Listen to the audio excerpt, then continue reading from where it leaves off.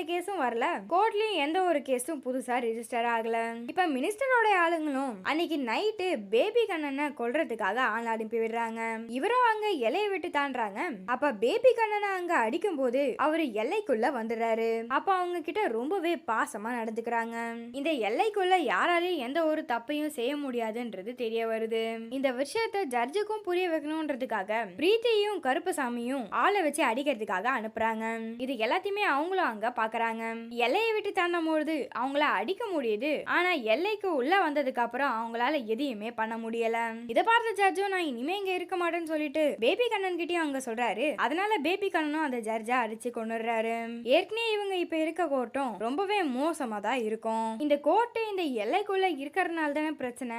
அதனால இவரும் அங்க என்ன பண்றாருன்னா அந்த பில்டிங்கை இன்னும் டேமேஜ் பண்ணி, அது மட்டும் இல்லாம இவர் சாக அடிச்ச ஜட்ஜையும் கோர்ட் இடிஞ்சு செவுரு அவர் மேல விழுந்து இறந்து போனதாவும் அவர் அங்க கிரியேட் பண்ணிடுறாரு. இவங்க எல்லாருமே சேர்ந்து அங்க போராட்டமும் பண்றாங்க. அதே மாதிரி எல்லைக்கு வெளியே ஹைடெக்கான ஒரு கோர்ட்டையும் ரெடி பண்ணிடுறாங்க. அந்த இடத்துலயும் இப்போ அந்த மினிஸ்டரோட கேஸ் வருது.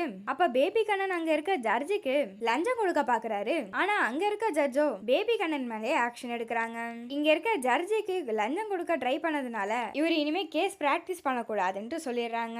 அவருக்கும் அங்க என்ன நடக்குதுன்னு தெரியல. அவரும் வெளியே வந்து பார்த்தா அங்க எப்படி வேட்டை கருப்போ அதே மாதிரி இங்க காவல்கார கருப்புன்ட்டு இந்த எல்லையில ஒரு சாமி இருக்காங்க.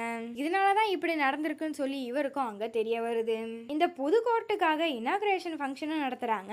அங்க பேபி கண்ணனும் இவங்க எல்லாரையுமே சாகடிக்கிறதுக்காக வராரு. அப்ப கருப்பு சாமியும் அங்க வந்து அவங்க